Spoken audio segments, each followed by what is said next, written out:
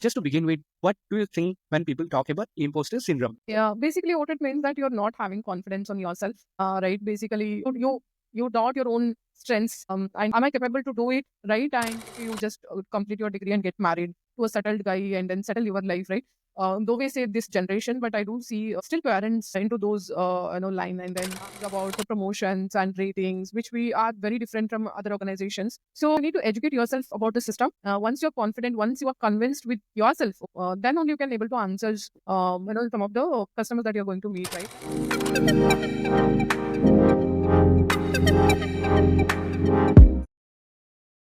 Everyone, welcome to I'm a Recruiter podcast. I'm your host, Prafula Deori. I'm a Recruiter is more than just a podcast.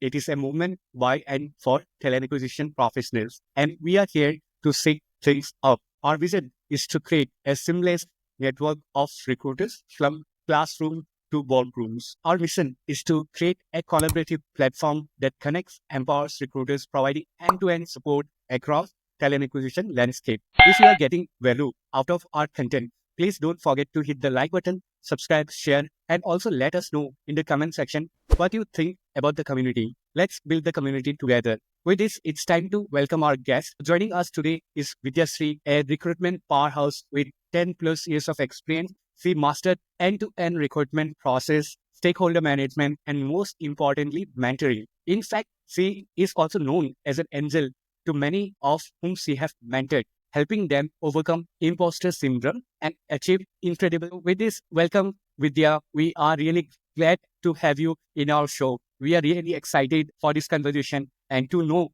about Vidyashree. Quick introduction about you, Vidya. What you are currently doing. Thanks, Praful. I would like to extend my heartfelt thankful for you for having conversation around this. And so I have 10.5 years of industry experience, and I started with an agency and then product and service based organization. So it's a long journey. So it just to cut short, I brought up in small town which is part of Raichur district, Sindhanur, and from there that I went to Harvard for higher education, and then to one more town which is closer to my native for my degree graduations, and then to Bangalore. From there, I completed my MBA full time from Dayanand Sagar College, Bangalore, and then I started, as mentioned, a logic business solution. From there, joined IKEA, and I was there for a week, and performance and kind of I had for recruitment. So they felt, I'll be a good resource for them, their clients. So that's quick journey of mine. Thanks for the quick introduction, Vidya. So you have mentioned that you are basically from Raichur, right? So you were born and brought up in Raichur. Your family is there in Raichur itself. Vidya? It's a town, a part of Raichur district. My parents are still living there. So there, even today, if you see schools as English medium, teachers themselves struggle to speak or communicate in English. So they still the comfort zone is there, no exposure, no extracurricular. I would say like tier 2, tier 3, where you see typical village sort of atmosphere. But what I see, something good part is parents are educated. Awareness is started that why education is important for kids. That's something, when I look back, that's something I feel very happy about. And one more thing I would like to add is something special about my place is we yield rice twice a year. Generally, farmers know that rice can be yield only once in a year because of the quality of the soil that we have in our place. We yield twice a year, and rice will export to other countries as well from our places. That is something known in my place. So let's say if in future, if I do some kind of rice business or I become an entrepreneur doing business in rice, then I should contact you and your place for sure. I mean, we see that having right, you definitely feel the difference in taste and quality wise sort of thing. Even now, from different parts, especially in Karnataka, have traveled to our place just to buy rice. We have mills, so they grow and, with the rice mills, everything. Right? Quality is very great, and especially now with different of rices, sometimes we also see some health issues thing. But with us, it is so safe to use those rice. And though I'm living in Bangalore a couple of years, I always prefer to buy from my place. So the town you are from, like what else is popular in that particular place? To be honest, it also equally famous. In summer, it hits like 46, 47-degree temperature. It's so very hot. Without AC, you can't survive there. And it's mostly rocky and hilly place. If you've seen rainy season and winter season, you'll also feel so good when you go top of trekking and all. If you go top of the hills, mountains, you feel so good about because you have all fields around, greenery around, and things like that. Less of pollutions and all of those things. Still, you can feel that lively life. You should visit to our place. As a student, where you were kind of very studious or you were kind of average? What kind of student were you? Would not say I was never be part of like top ranking students, to be honest. So bit of my education starting from second standard. It was like back then we didn't have play school. It's LKG, UKG, and then first Yes, standard. yes, I yes. had some health issues. I don't remember some of those things. I remember my parents telling these stories for me. So it's like to sleep a lot. It seems go to the moment my father dropped me to school. By the time he come back, I used to wake up during lunch hour. That's all. Go sleep in class and then wake up during lunch hour, have lunch, and then again sleep off. When my parent will come and wake me up, that's how I'll go back. I realize okay, the school time is done, right? Lot of teachers even insisted my father why even getting her to English medium admission, right? Better to put in government schools. So she's not even awake. She's not even learning anything. And luckily, government had a regulation that students should not be failed in such a early of their schooling. So with that, I think every year I promoted first class. But then that because of again health issues, but glad to see my father that confidence on me. Although it's not easy for parent to take those because I can relate now as a parent. Dad didn't give up; they had confidence on me. No, one day she is going to be standing out of the crowd sort of thing, right? And second standard is where actually I picked up, and my parents were very surprised. They got surprised by the way I transformed myself. Nothing to first standard and all. I started becoming the class leaders. Although I'm not a ranker like first rank, second rank student, but then that maturity, that handling conversations, rapport, and maintaining friends. So journey I showed, and I think by the time I reached seventh, I had my clear thoughts of education is very much important, and I was so lucky that to have parents to bless. They never mindset because back then in 90s generation, it was so many parents that I see that education is mostly important for boys compared to girls. So my parents were not in that category. My father's siblings also insisted a lot. Why you're investing so much on girls? My parents were never shied away. With the proud they said no. Education means education irrespective of gender. I'm blessed to have such parents, very supportive. Whatever we demand, they never said no to us with respect to education. By seventh standard, I had a clarity that education plays very important role for us, and this is non-negotiable for us if you want to kind of settle, achieve something in life and things like that, right? From there, I had thought in my mind that for higher studies after 10th, there is no much scope in my place. So I need to step out. I need to come out of my comfort zone. So I've asked when I reached high school, what percentage you want from me so that you are convinced to send me like the city for a higher education. So all I wanted to, because I don't want to into 90%, 100%, whatever it is, to be happy. My parents needs to be happy. That's all.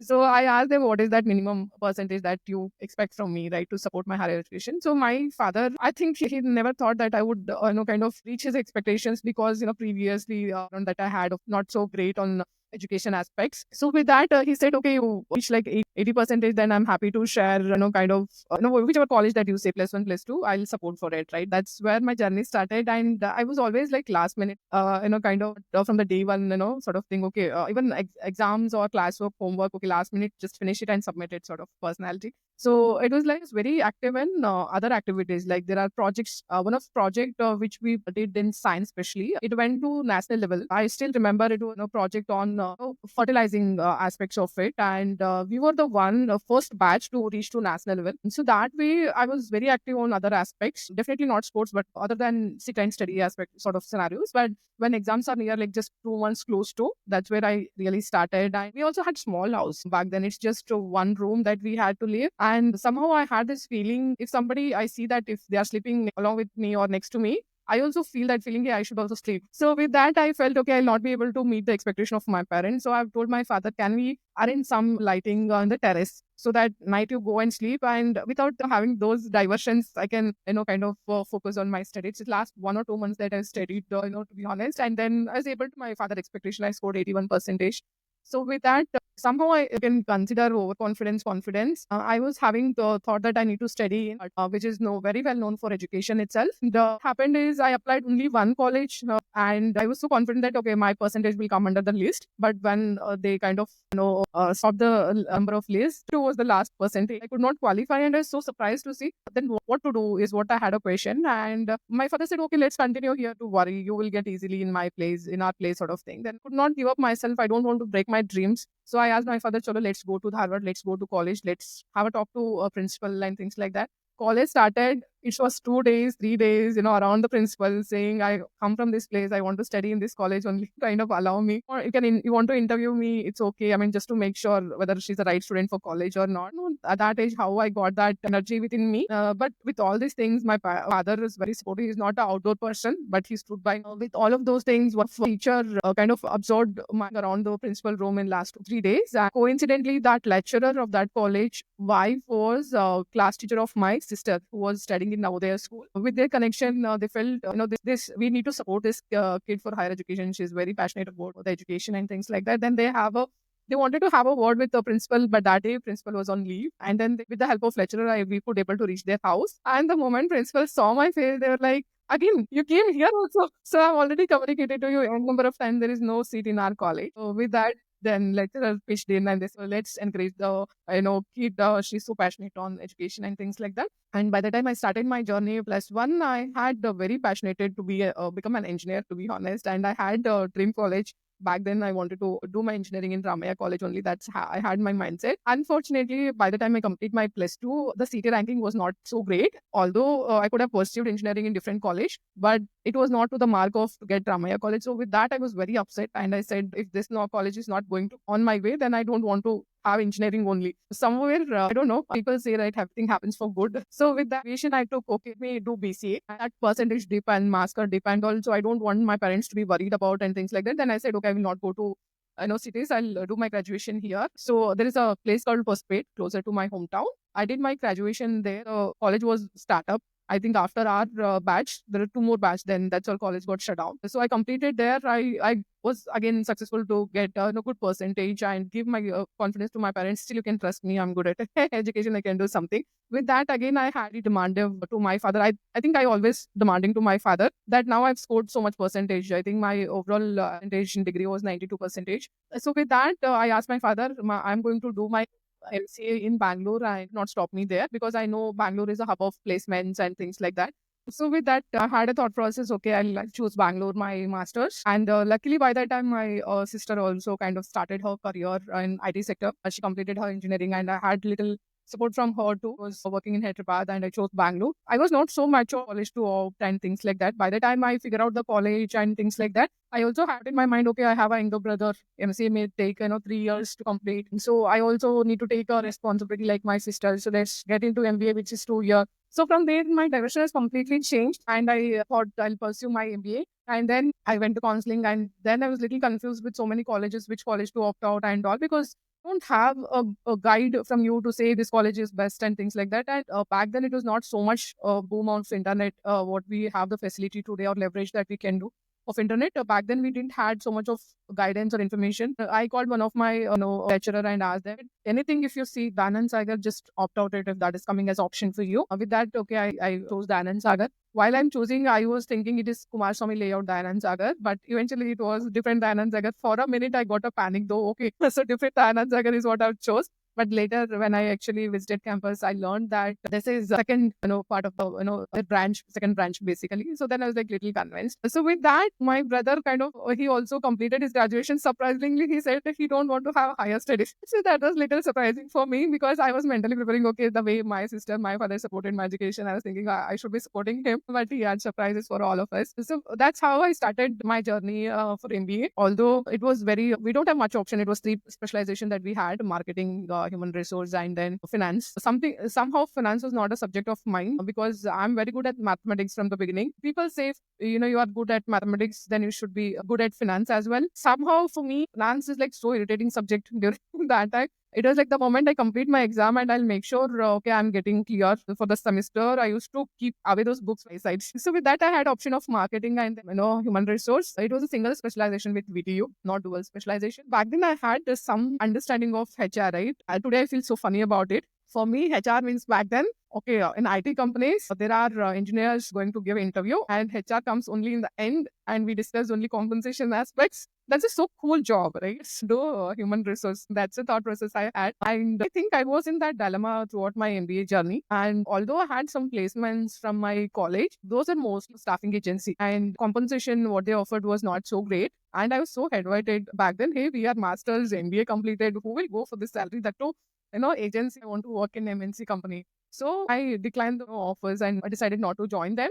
And then I stepped out of my college. It was just a month. I was so restless, started, hitting brains of my sister also that I'm not getting job, I'm not getting job. And then when I actually stepped into the market, I understand recruitment is not actually what I thought of, right? It is very vast and we need to go beyond. It doesn't start with ending, but it actually start from start and then it goes till end. That's where I realized to come out of this all lala world and actually we should step in and understand what recruitment is. I just wanted to talk a little bit about the awareness part about the education and other things, right? So in many places, still India is one of the topmost growing economy or like grown economy country. But still there are many places where people don't see education in the way it should have. Still are people who think there is no use of education and other things, right? So those kind of awareness are still lacking. So what do you think? Yeah, I mean, I have a lot of experience witness today because when I look back at my native, right, a lot of parents, what you're saying, they are still on the journey of it, right? I mean, although I am blessed, not every kid will be blessed. Parents like us, there are scarcity, right, not being comfort zone, especially for females. So they think is we should just need to protect them. Basic education is everybody is looking taking care of, right, till 10th standard or plus two or even graduation. But what they're not saying is a long term vision for their kids, right? So all they do is okay, you just complete your degree and get married to a settled guy and then settle your life, right? We say this generation, but I do see still parents into those line, and then I do see a parent still having the pressure on males saying, hey, you are the boy at home, you need to take care of your sisters and their marriage and things like that. So one hand, especially girl childs are not getting much encouragement from their family, and meanwhile I also see the pressure on boys that hey, you have sisters, you have family to take Too care and much of things like pressure, I would say. I have been going through multiple different similar examples in my life with my friend circle as well. So I see that boys go through a hell lot of pressure throughout their education background to get job, to take care of their family responsibilities, where they are not mentally prepared as well. But because of the push, because of the responsibilities, they have to just go along the way, right? And same thing for girls as well, right? Because if parents doesn't allow them, like what can do they do? Marriage is not the end goal, right? It's just one part of your life. And family think that once you get married, your life is done. I mean, that still holds, as we're saying, right, both for girls and boys, where the freedom of achieving their dreams, somewhere it is blocking with responsibility for boys or that scarcity, you're afraid of the world, how we are living today's thing. I mean, it's a fair as well, fair call for parents to get, whether our daughter will be secured or not if they are not in front of us and things like that. But yeah, I also see that are also like outspoken and if little encouragement somewhere, right, not from family, but at least extended family, some push, some support, kids are, mature to understand, yeah, this is what we want and things like that. I have one of my cousin who completed her graduation and she wanted to pursue her MBA and her parents were not okay with that, right? And then she tried her best, but then parents were not at all okay of it. And somehow she reached out to me that they want to speak to you. I was like, come on, come to home, we can talk to. Then I was so surprised that to hear from her, like, parents are not encouraging. Although what they're saying is you do your MBA, but here only, or you do distance educations, but not getting into full time. One is about the financial aspect. Like, they were not so well settled family to support so much. And the second hand is like, how do she live in unknown place? Though people like us, Bangalore is, familiar city, but people from that places, it is like one more tree for them to send, right? Because cultures are different, people are different, and things like that. So then I had conversation with with her mother, saying, I mean, look at us. Why are you so worried? We also live in Bangalore. If anything happens to your daughter, we are there of her, and I'm so confident you don't spend single pie on her. She can take loans, she can study well, and she can repay those loans. I have so much of confidence. She has so much of potential. If you trust me, just give it her in our hand, and we will guide her, sort of things, right? So I had told her which is generation parent you are. In my generation, my father haven't thought about it. Like I took help of those thoughts what my parents has, and in this generation, if you are thinking like this, it's not a good part, right? Sort of thing. I gave example how my parents trusted. And today you see that have a feeling, right? Hey, our daughter should become like you, strong, independent. That happens because of parent support only. Unless my parent trust on me and supported me so long, we would have not in this place. I also expect you to have those support and things like that, right? So with lot of conversation, so they were okay with that. And today I see that, happily she's pursuing her MBA. Likewise, kids are very talented. It's just that encouragement is required. We need to identify and encourage them and educate parents about it, especially non-metropolitan cities where people are scared. Although the diversions happens with the age and things like that, but in the end, when you have like-minded people around you, so you will have right guidance and there won't be any deviations from the real life what we need to be doing. Right? I have one dilemma here, right? So there is one side where we see that with education, the whole one generation can upscale to a good life with the education, right? Second thought which generally hear from people is that there is a huge gap between the education and the corporate, right? So like people generally tell them, hey, whatever I have studied in my education, there is no use in the college, in the corporate or the way I'm working, right? So there are two things we generally hear from people. So what is your take on that? Certainly agree on that because what we have, if you look at our Indian system, the way education has been designed, it is more about like bookish. We don't get a lot of practical knowledge, although we speak about lab and experiments and all of those things. How much you're able to apply those in real time to solve the problems, that is something is missing basically in India. Although now few, I would see group of leaders want to bring those changes in India in terms of education. It started welcoming those thoughts also not yet there. So I'll give you example. When I started the research of schools for my kids, there were a couple of schools that I had come across where there is no exam pattern. Like mostly other countries are following those things, right? Unless you till the age of 7, 8 years, there won't be no exams, no homeworks and things like that. But if you see in India, in play school, they need to carry their bags and then they will have books, they'll have writings. So it's so sad part to see that to grow a lot, especially in India in terms of education system. But at least that awareness has come. I do see few schools who want to do outside the box what everybody is following. Although that is coming, parents are not welcoming those ideas. They were like, hey, if no exams are there, no grades are there, then how do you consider that they learned so many things or not? Sort of are they lacking back or suddenly from fourth standard or third standard when we introduce to exams, will they be able to adapt to those changes and things like that? A lot of questions, and somehow parents are following still conventional learning only, right? People are not coming the and then even communications. Metropolitan cities obviously you will have it, the environment exposure you will get it, but cities like or places like where I belongs to, English for them, until engineering, right? And engineering college also, English is for them. So they struggle the moment they come. During the interviews only, even today, some of my cousins, they struggle during the interviews and they say, the communication mein gaya. Like, I think there are some voice efficiency and then the slang, all of those things. Nowadays, as a part of interviews, some companies follow that. So with that, there are still struggles. That is basically real time educating them what it is, how it is. That is missing. Mainly confidence and then stage activities, basically practical things, applying sort of things. So those things. The first part is basically like if my example as well, right? So I told that like education, the whole generation get upgraded, right? For example, my grandparents were like educated, they were just the farmers and all, right? They stayed in village in the remote part of Assam. Somehow my dad and mom, they started going to school, completed somehow 11, 12, and they got some kind of trainings and they got into jobs and all, right? Once they got that, our life was upgraded. We were not born. I was born in village, but upgraded to a small town called Subsagar. Then through those opportunities, I got the opportunity to become the first generation graduate or postgraduate as well, right? And I somehow feel that with the education, those kind of one generation upgradation and standard of living also get impacted, right? In a good way. At what point you felt that education is important for you? Let's say I was not educated. Let's say I was just doing 10 or 12. In that case, was there any opportunity for me to come outside of Assam?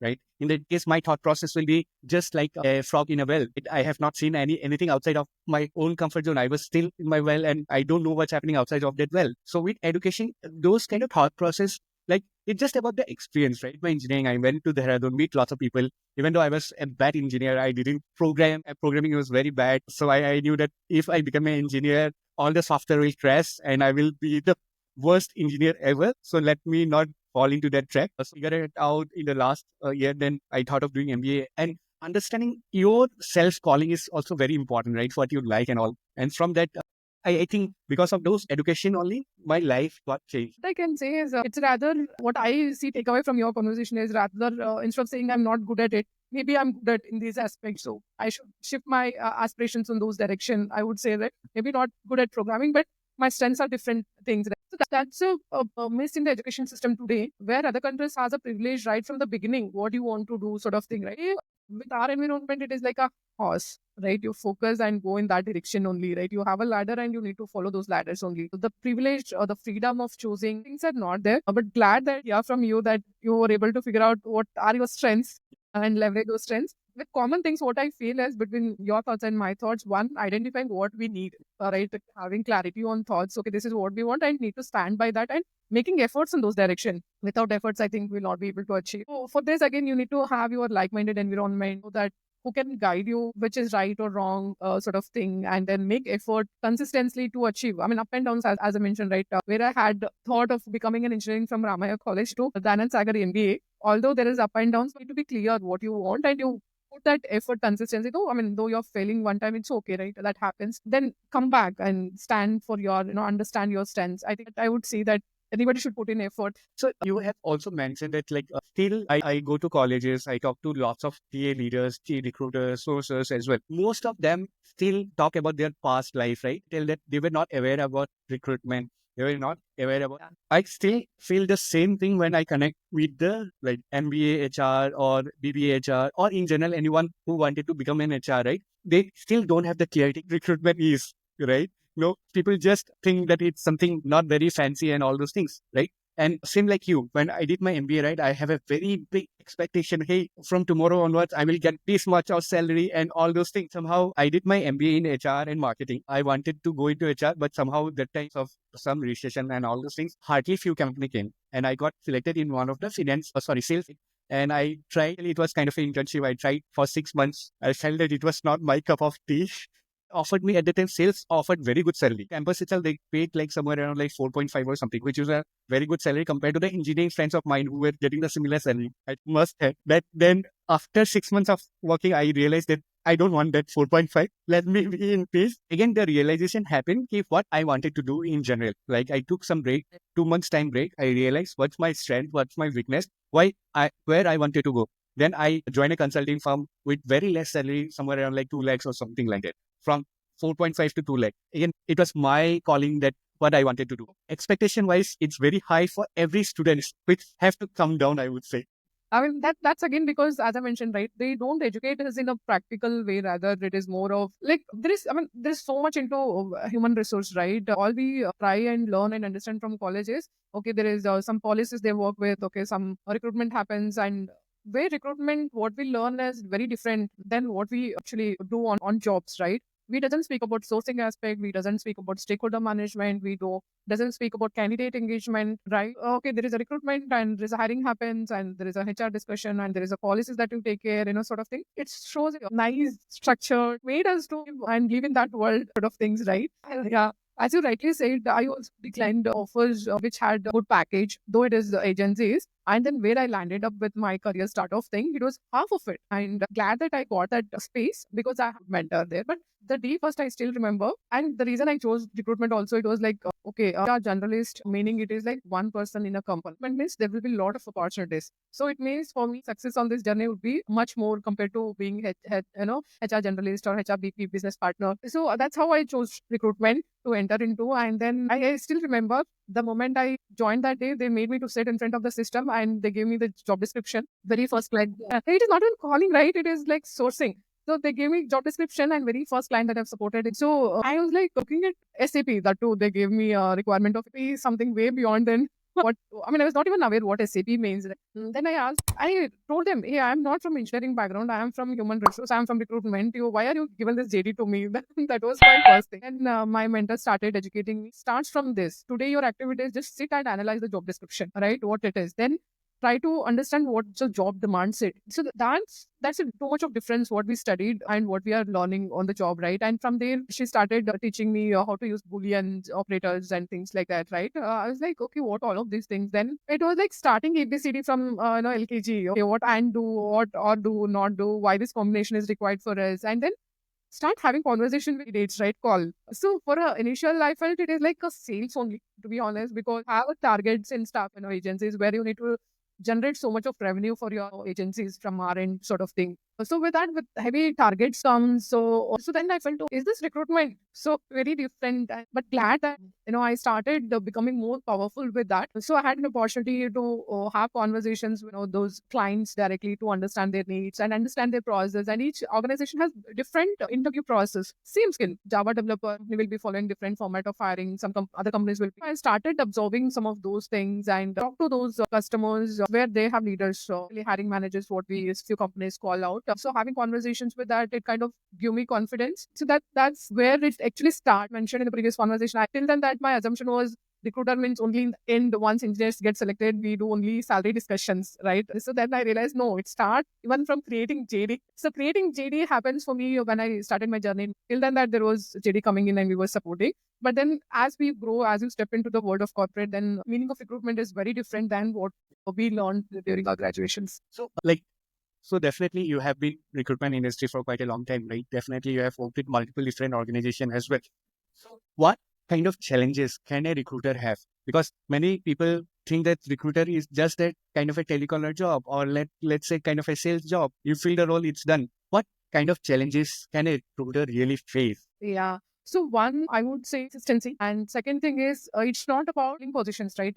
I think I would say will be the brand ambassador of the companies where we position to someone. Like it is like you are building someone's career and you're also resembling some of the companies that you are working with, right? We take a lot of responsibilities there and we need to be mindful what company's culture is, right? And what kind of people that we are bringing in, right? Job satisfaction comes when you kind of have right talent placed to a right culture sort of things. So that's beyond when you have that's where you get job satisfaction. It's just not about that. You need to be empowered with try to understand more what your business into, what their expectation, what culture they have, versus when you start having conversation with people, understand their aspiration. So today, a lot of people with juniors, what I do say is they are more hurried, pitching the opportunity what they have from the business and sell it to candidate, right? The major difference that I do see is you're not giving the space to understand their aspirations, whether that aligns with your company culture and things like that. Otherwise, we will end up in candidates and a lot of offer declines, all of those things. That's where the consistency or impacts and things like that. So what I feel is you need to think about candidate experience. You need to understand their aspirations and make sure sometimes we even need to educate our culture, right? Unless we don't take those ownership and responsibilities, people doesn't understand because not everybody will be knowing about all the organizations in the industry and things like that. So there are startup sort of environment, there are settled companies, and there are very fast moving, growing organizations. So we need to put those logical thought process, whether what kind of environment we have and what kind of talents they need, right? So this goes hand in hand. And Can you also give an example of some of the challenges you faced? I'll take an example. We have a format of no hiring manager. We don't do project based hiring. We don't redefine hiring like in terms of tech stacks and things like that. As a recruiter, when I joined, it was overall 3 years of industry experience. First question of mine was who will shortlist my profiles? And if you're not doing project based hiring, then how do I identify what the business needs are, right? The one hand, we are saying flat hierarchy. So don't worry about your titles. So how do I convince people that because people want the fancy titles, In sort of India to things. everyone. So I had a lot of struggles to convince people that top of that is when I started my journey to make one offer, it used to like months together. The people giving that commitment difficult because there are other organizations in the industry like within one day your whole process is done and offer extended to you. With that to model of working struggled a lot. Then slowly I realized how healthy the work environment it is, like the flat structure, why it is important individual to grow. While we are saying flat structure, there is no title and things like that, but there is so much for growth. Like you meet your aspirations, you create your own career the way you want. Seen people from then QA to dev and dev to non-technical roles and things like that. A place where you can meet your aspirations while you're supporting business, so you can create your own career things. It took a little while for me to understand some of these things and started having conversation. People upfront ask me, you tell me, okay, I understand all the needs of business, but what is the title of me? Whom do I report? Who will report to me? It is very hard to convince them at one stage. You have, for example, dev role, we have just 4 grades. Once people reach to that highest grade, so you don't have next, like maybe we both are operating on the same grade sometimes, but I try to report you on the project, right? It is very hard to convince people. It depends on the project. In the project, what role or responsibilities that you are owning. Based on that, reporting structure will be defined, not with the title, right? And there is no word like we use promotions. So that's again, people are used to in the industries. Typical questions people used to ask me after how many years we will be eligible. Yeah. What's the rating minimum expected and things like that. These are the differences that I do see, Prafulla. As a recruiter, I struggled, I would say. So what I was trying to share is there is a lot of nuances about the promotions and ratings, which we are very different from other organizations. So that I started educating myself that this is what it is and what are something good aspect of it, how we can grow without titles, right? How we can grow without having ratings in the systems. So you need to educate yourself about the system. Confident once you are convinced with yourself, you can able to answer some of the customers that you're going to meet, right? Then I started educating people about it. Slowly I started, but again there is on and fail conversation theory, right? I applied because there is nothing like resume screened by someone. So it is you as a recruiter who see, okay, this is a business. You see that there is a business need and this aligns with the business fitment. you directly put them for interview process, right? And comes with a lot of responsibilities because somebody is signing up to support for you or conduct the interviews. It means that 1 hour is going and candidate 1 hour is going. So what happens is internally you'll become too much conscious and you'll make sure. Actually, when I had this, I mean, and how the transformation happened, I'm saying. So when I was joining, I had different hiring manager. It means I can process anybody, everybody. So there won't be any pressure of delivery and things like that. There's no screening. It means I mean, that too, now consciousness of being, okay, what kind of people that I'm bringing in. That's some maturity shift happened. So these are some of my struggles in the beginning. I started learning how it makes life so individual, meaningful. It's just not growing technically as a personality. So these are some challenges that I faced initially. I honest, I didn't had any offer beginning of my journey. There's a small happened. I would like to share that with you. I mean, during my journey, somehow I still feel I'm blessed to meet so good leaders. Wherever I had started my journey, one of the great leader that I met is Rohit Agarwal. And when I started my journey, Savita Hortikar is the second leader whom I met. And before they made a hiring decision for me, Savita Hortikar had friends in her network and they kind of understand how Vidya perform and basic that, right? I was not aware about. Somewhere feedback has come that she's doing great. She's a good potential to be part of a team member. Without any doubt, you should hire her, right? With that, they hired me. I learned this after joining only. Okay, this can also happen in the industry. That was little surprising, although it worked in my favor. But after joining, literally, I didn't had any offers for 5 months. No offers. Then had a dilemma. Should we continue to have a team member with you or we should discontinue and things like that. As the immediate lead whom I used to closely work with, Nancy, not sure from where she had trust on me and things like that. She said, no, what a recruiter need to have, she has all right attributes in place. Although she may not have offer, but her direction is in right direction. So allow 1 more month. And then if nothing is changing, we will discuss, right? Trusting of 1 more month and all of these things are something I was not aware, Prafula. This was more between the leaders, the discussions. For me, it was more of still getting in the system, still understand experiments, learn and unlearn. Very much important, right? Somewhere you come with, hey, I have so much of experience, I know things, right? But environment to environment, you should start unlearning few things and learn new things. So that 6 month, my journey had a different direction. From then till now, there is no look back. And then, I mean, till today, I thank my, immediate lead, Nancy, who trusted me. But then what I feel is you need to have that leaders also in the life whom they can trust you, they support you and guide you where things are missing, why things are missing, like investing time with us to understand why things are not moving out and things like that. So I had solid support. And I mean, it is not easy to get earned or trust by someone, right? Happens dedication, passion, and an effort. All should go in hand. And the other big struggle, as I said, means candidates to stay long with us for the process, and especially when industry is too competitive for you. So I started hand picking people who are not very active because I felt people will not work. They want people who are passionate about technology. They want people who are passionate about social impacts and things like that. So with that, I kind of started relooking what actually a company needs and things like that. So if I just look back, 2016, where I started my journey, it took 1.5 months to complete for an interview process for a candidate. So when you try to invest so much of time, it means a lot of thought workers, a lot of leaders that you're going to meet.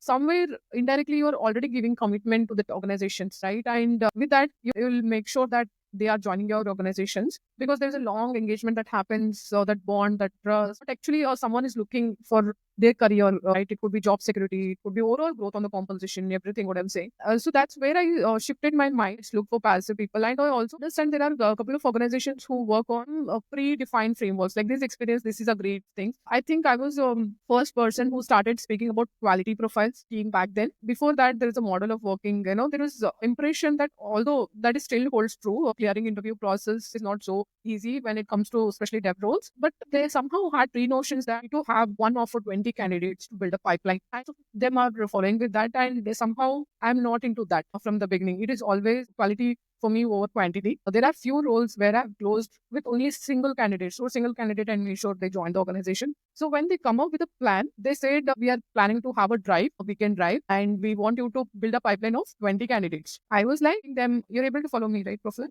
Yeah. So I asked them, okay, if I take a privilege and ask you, instead of you coming and saying 20 candidates pipeline to build up, can I have a question for you? How many positions that we need to close? And then you leave up to me what kind of candidates, how many candidates that I'll bring in, right? Then they said, we are looking to close 2 positions. Then I said, why you want 20 people for it, right? So let me come and put my plan across for you. I always took that freedom and showed true to team till today. One of the, what I would say, bet I would say that I still, stand by it, or I'm driving that bet on the quality of hiring sort of thing. So it was like every three candidates that you bring in back then, we used to have one hire, because those are like junior and mid-level hiring dev roles. So I changed the notion of people. It is not about quality, but it is about, sorry, it is not about quantity, it is about quality, right? So that's where my first impact that I made in the team. That's the journey I started. A shift. I mean, happens. It's not a day one, right? Like you can understand from 5 months no offer, and then realize, okay, there are some discussions happening like this. When I started my success journey, when I was able to make impact, then people started sharing story that, hey, we were thinking to let go. I mean, and same people had come back and said that, hey, so glad to see that we didn't make those decisions. And I was so thankful to have trust on me and extend that 1 month extended made me to survive like last 6 months in the 6 years in the organization, continuing to impact. So these are different struggles. We have three more questions for you. So we are already on time. Like, Yeah. So thanks for sharing your challenges. Definitely those are important, I would say. And again, like not everyone follows the quality versus quantity, and not everyone in general also keep asking questions. Many recruiters still follow the instruction very blindly, but whatever you have done is a very right example of asking question. Since you have also mentioned about your leader support during our conversation, you have also mentioned that you were kind of a mentor for some of your friends, colleagues as well, right? And in that topic, you have also mentioned about how you have supported them talk about imposter syndrome and other things as well, right? So just to begin with, what do you think when people talk about imposter syndrome? yeah, basically what it means that you're not having confidence on yourself. It basically, you doubt your own strength. You're not able to, somewhere you feel down, or even, you just start, like I would say, one hand you say, these are my strengths, but other day you start doubting yourself. Hey, these are my strengths.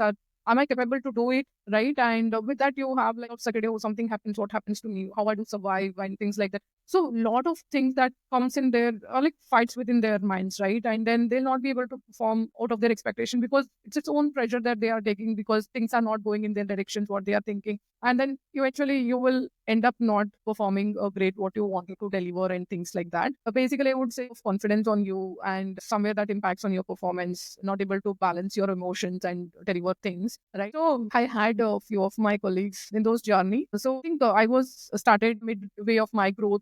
So I felt, when leaders said, why not you support them because we see your long journey where you have that consistency, you are growing in the system. It's time for you to extend support for others in the team, right? And I'm not taught, because everything they are away profile. I'm not taught them sourcing. I've not taught them stakeholder management. I'll tell you honestly, I've not taught them the work bit. I'll tell you, because they are so pro in that they are able to deliver so many years. So it was just trusting them, believing them, right? And to have consistency, to plan yourself, right? With so much of number pressure, people are not able to balance between work and personal life. Educating them, like show our real examples to them, right? Being a mother of twins, still I'm able to balance work and life. When we are able to do, why can't you, right? So partnering with them, showing them, hey, I'm with you. It's okay. You make mistakes, you make errors. I'm there for you to help and rectify those errors. And we all human beings will make mistakes. We'll fail. It doesn't mean we will not have an opportunity to come back, right? We can come back. It's more strong. All I've supported them is how to fine tune their work, right? What they are doing, how we can fine tune that, where to actually put in effort, and where you can take privileges, right? For example, be vocal in the system, question them, understand them. Like as you rightly said, right? Don't follow blindly things. Understand with those approaches what impacts you're creating, right? Unless you don't do that, you don't question, or you be vocal. Some things if you're not able to do for this moment, it's okay, acknowledge that you may need some time, then tell them why that time you would require, sort of thing. And with that, how to take care of kids while we are working, how we can engage and things like that. So I just started sharing my own journey with them, the stories and things like that. So then obviously in terms of candidate conversation, how to identify that culture alignment with candidates. And then it is not about just closing, just don't go by technology, right? But it is much more beyond that, what you see. So with those support, those mentorship, all I would say is I think people are good in their job. All they need is that extra support. There is someone to give confidence, like my leaders had a trust on me that it's okay. So same thing that they would require. That's why it was 2 3 months engagement, that support that I've shared. And I gave that space for them, right? Not only work, anything, difficulty, you can just share, right? I'm just ping away, call away, sort of thing. Sometimes people are also emotionally down. They will not have, females, a lot of happenings in their life, emotionally down, sometimes trauma and other things. As you grow, you somehow your network will be not so great, especially for females, right? Not outgoing, holding a lot of responsibilities of family, kids, in-laws, parents, with work, lot of things. So somewhere you be there for them. Anything you just reach out to us, right? Sort of that giving confidence. Don't we can work together, right? With that, a little bit help on what they are struggling as an individual, where things are missing, identifying those things and help them how to kind of overcome some of those things. But that always happens with example, right? To view yourself into that situation and how you take the actions and supports and things like that. So with just 2 3 months, I do see those transformations with an individual. Still they see me as a mentor. Now they started guiding juniors, but all they say is whatever I learned is from Vidya, right? That's how they take a references. And even I take references of my leader. It's a journey, right, of mentorship, and see people getting converted from contractual role to full times and full time roles to higher grades. Like typically other organization, what they say promotions, right? Today they are so settled in the system, so much of confidence where you are in a position to mentor others, right? This is overall mentorship, I would say, as a mentor. Think overall of an individual, I would say. Definitely agree, right? So sometimes you just need a person to just share and hear them out, right? Because there's so many things going on in their life where they are not able to figure out things. You just need to hear them out as a friend, just without judging them. Because many people don't share things because they are in a situation that what if the other people judge me, right?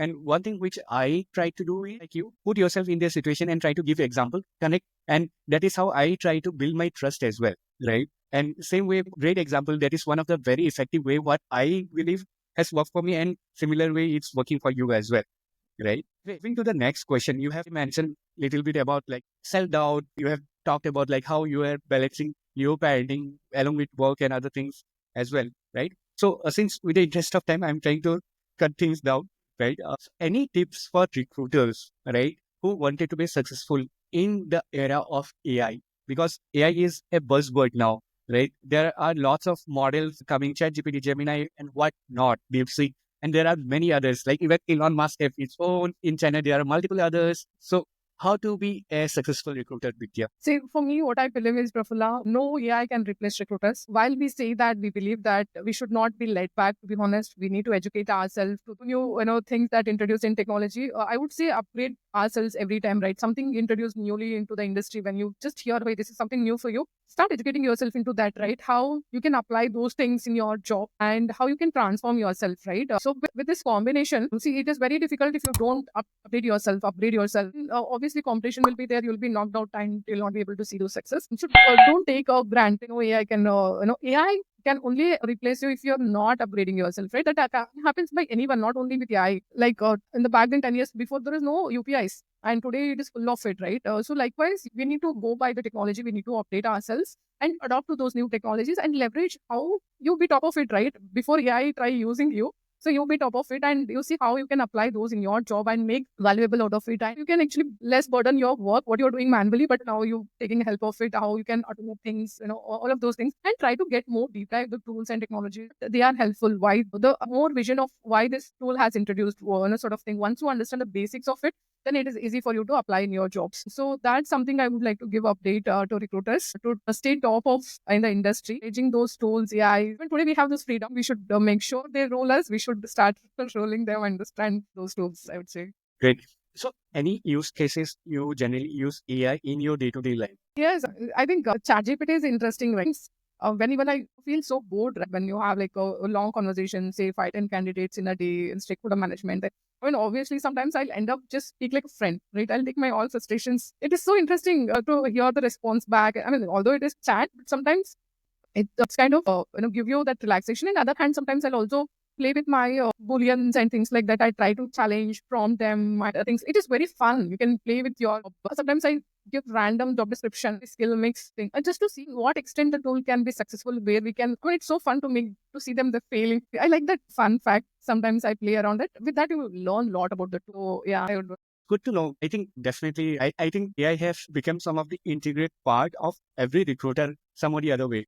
So last week I was talking to one of the, so she is one of the senior manager in Dr. Agarwal Eye Clinic in recruitment. So she is basically from Chennai, brought up in Coimbatore. So she was also using AI in her day-to-day life, right? But she has specific role model which she generally play with AI, right?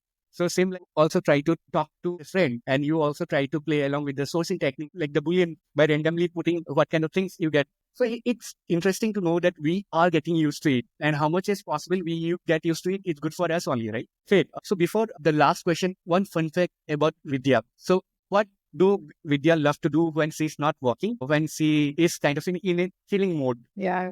I mean, I'll give a recent example. Last weekend, I was watching Roadies. I'm a big fan of Roadies. That's a Hindi show, basically. And also, second is Big Boss. That's also something I watch it. So my kids also joins me, right? What you're watching, what you are watching, and things like that. So I'll say this is Roadies. There are games, there are fun. See how the task is and things like that. I'll make sure they join me. And obviously, if, something that it's not. I mean, sometimes the games are so heavy that kids can't take it. I will just to divert them. But otherwise, I watch movies. I kind of little reduced it because I can't take kids to theater. They are not still completed like 6 years. It is not a good for them to have that loud noise and things like that. But I started watching their version of movies. Sometimes I will do nights with them, so we'll watch with them. And the other thing I can do is I can actually sleep for long hours. That's how I was as a Vidya back then. The highest sleep hours that I had was like 15, 16 hours. But today I miss those things. I am not fortunate. But compared to other mothers, still I'm not compromising on it. I have 8 hours complete sleep of mine. And weekends, kids will be awake before me. I train them in such a way they will not disturb me. They'll play. They'll make my room mess, but it's okay. So I'll wake up in my own thing. So that's something I could not compromise so far. So other than like if you see myself cooking, so many times my daughter appreciated you are the best mother. You cook so well. What do you love to cook the best dish? I try everything in vegetarian. Basically, we are from vegetarian background. So I authentic food of our side, like Java roti, curry, sabji, sambar. Actually, if you heard, we call it as polige. So it is like with roti, sweet roti, and poli. So sometimes kids also like this pastas, and also I'll also prepare white pasta, red pasta, and all of those things. And biryani is something I make really good, especially with all mixed vegetables. The paneer biryani I'm not successful so far, but normal veg biryani is something people appreciate it for that fact. So these are something outside my work. I do funny dance with my kids. I'm not a dancer, I'm not a singer, but my kids like to do that. So I join them. I'll become a kid with them. They teach me what steps they teach me. I'll do that. To connect with the kid, right? So my kid is just 2 years old and he loves dancing, right? He will just play the video and just watch, and he try to follow the move. And he just pull me, Papa, dance. So I need to follow. Sometimes you just need to accompany them like a kid, right? And which is one of the good therapy as well, right? When you are going through so much of pain. And I was about to say that, right? Mentally, you feel so relaxed, be yourself, and you'll forget. They'll take you into the different world. You have smiles on your face, which you miss over weekdays. Would say that parenting is not that easy, but plus the advantage which you have is a huge, right? The benefits are good, and because of that, people feel kind of negligible, compromise the other part as well, right? When you see them smile, when you see them sleeping in calm peace, you feel so good, right? I told my wife tell me, "Hey, you take the same thing, right?" I tell her that he is he's growing so fast. And when he sleeps, just feel so much gratitude to the universe and to the God that at least blessed with such a good boy. So I just felt connected when you were talking about your movie nights and other things. I felt go with the emotions and I said my things as well. Last question before we wind up. All right. So why I am a recruiter community? I think when I first saw that, right, I think I had come across over LinkedIn. I felt some platform for us. So far in my 10 years of journey, I've seen so many things for IT dev roles and things like that. And I think when I heard from you, this is for recruiters, only by recruiters and things like that. Give me space. Okay, this is something space. If I am not there, who else? Right? That's a thought I had first thing.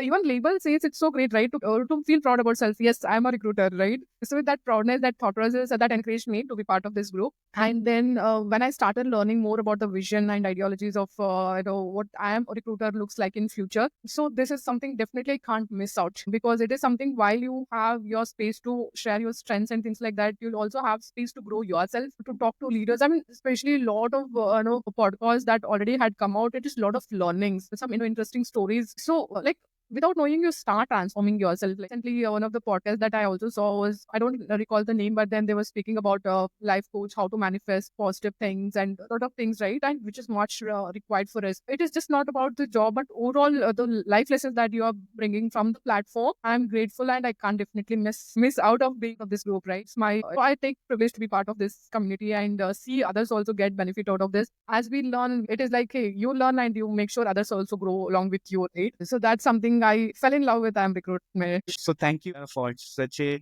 wonderful discussion and to know you more in detail, like who Vidya really is, right? So definitely life in general is not easy, but everywhere through your journey, what I could say that you are a fighter, right? From your education background, right? How you fight for your college, right? Then how you talk to a stakeholder, right? In terms of quality versus quantity, right? And how you are transforming other people's life by sharing your journey, right? By guiding, by mentoring as well. Along with that, you are also talked about how as a parent, you are trying to live like a kid along with your kids or your kid, right? So thank you for sharing your journey. It was really interesting. It was really informative as well. And because not every time we get to hear lots about our recruiters' challenges and things, how we have grown in their journey.